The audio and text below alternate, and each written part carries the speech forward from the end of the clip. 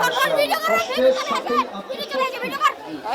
আমি এদিকে ওর বয়স খুবই কম, ওর থেকে বেশি আশা করলে বিপদ আছে আমাদের। ওকে জাস্ট সহজে প্রশ্ন করছি, উত্তর দিবা। এই আয়াতের মোট 4টে ব্যাখ্যা বলেছিলাম, তুমি যে কোনো 2টা ব্যাখ্যা সবাইকে বলো। একটা হলো কষ্টের সাথেই সুখ, হ্যাঁ হ্যাঁ, আর একটা হলো ধৈর্যের পরীক্ষা। না না, ধৈর্য ওটা তো পরে বলেছিলাম। কষ্টের পরে সুখ নয়, কষ্টের সাথেই সুখ, এটা ঠিক আছে।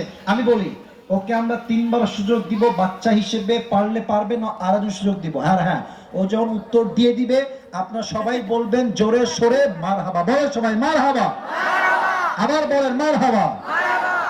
আচ্ছা, আমি তোমাকে সহজ করছি। আল্লাহ তাআলা আমাদের ফোকাস, আমাদের দৃষ্টি কার উপরে রাখতে চায় সেটা বলো। এই কষ্ট এবং স্বস্তির মাঝে?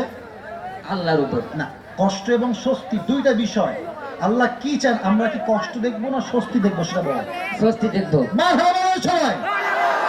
আচ্ছা, এবার তুমি একটা বিষয় আমাকে বুঝায় বলো যে কষ্ট এবং স্বস্তি এটা তো সবাই পাবে না, 2টা গুণ যার আছে সে পাবে। 2টা গুণ কি কি আগে সেটা বলো। 2টা গুণ বলেছিলাম। আরে ভাই থামেন, সহজ করছি। 2টা গুণ একটা গুণ, হ্যাঁ বলো। ধৈর্য। হ্যাঁ মারহাবা সবাই। 2 নাম্বার, 2টা গুণ ধৈর্যের সাথে আল্লাহর সাথে সবসময় আল্লাহর উপরে রাখতে হবে, আল্লাহর উপরে ভরসা করতে হবে। মারহাবা বলবেন না আপনারা? ও একটু ভেবাচেরা খাচ্ছে, বাট আপনারা একটু অ্যাপ্রিশিয়েট করেন, মারহাবা দেন। ও পারবে, বলেন ইনশাআল্লাহ। আচ্ছা, একদম মাথা ঠান্ডা রেখে বলো, খাদিজার তো প্রত্যেকটা স্বামী মারা গেছেন, উনি যে নবীকে স্বামী হিসেবে পেলেন কিসের বিনিময়ে, কি গুণের বিনিময়ে তিনি পেলেন? খুবই সহায়ক হও। তোমরা বলো, ও বলবে ধৈর্যের বিনিময়ে। মারহাবা বলবেন না আপনারা? বাসর রাতে নবীজিকে তিনি কি বললেন যে আমি আপনাকে পেয়েছি? কেন কি বললেন নবীজিকে বলো দেখি। সহজ, তোমার কথার সাথে মিল আছে। পারবে পারবে, থামেন না। ওদিক কেন, তুমি আমার দিকে তাকাও। হ্যাঁ, ধৈর্যের বিনিময়ে পেয়েছে, বলতে পারছো না? বলো, হাত দিয়ে বলো। এটা হাত দিয়ে ধৈর্যের বলো। বিনিময়ে। মারহাবা বলেন সবাই। আচ্ছা, আয়েশার জীবনীতে ওই সাহাবীরা যখন নিয়ে আসলেন তাকে, কাফেররা কি অপবাদ দিল মনে আছে? বলেন না আপনারা, বলো। তিনি অন্যের সাথে জিনা করেছে বলে। মারহাবা বলেন সবাই। পারবে, আপনারা কেউ বলবো পারবে।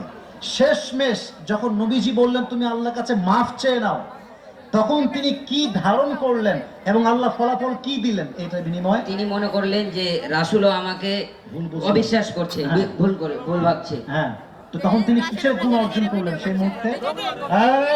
ধৈর্যের গুণ অর্জন করলেন। আর ফলাফলটা কি পেলেন? ফলাফলটা আল্লাহ কি দিলেন এই ধৈর্যের বিনিময়ে?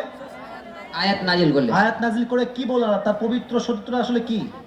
তার সতীত্বটা কি প্রমাণ দিতে। কি প্রমাণ দিলেন? যে তার সতীত্ব কোনো জেনা হয় নাই। মারহাবা বলেন সবাই। ও ছোট্ট ছেলে আটকাচ্ছে, বাট আপনারা বললে তো বিষয়টা হইল না। যা পেরেছে তাতেই কোন মারহাবা।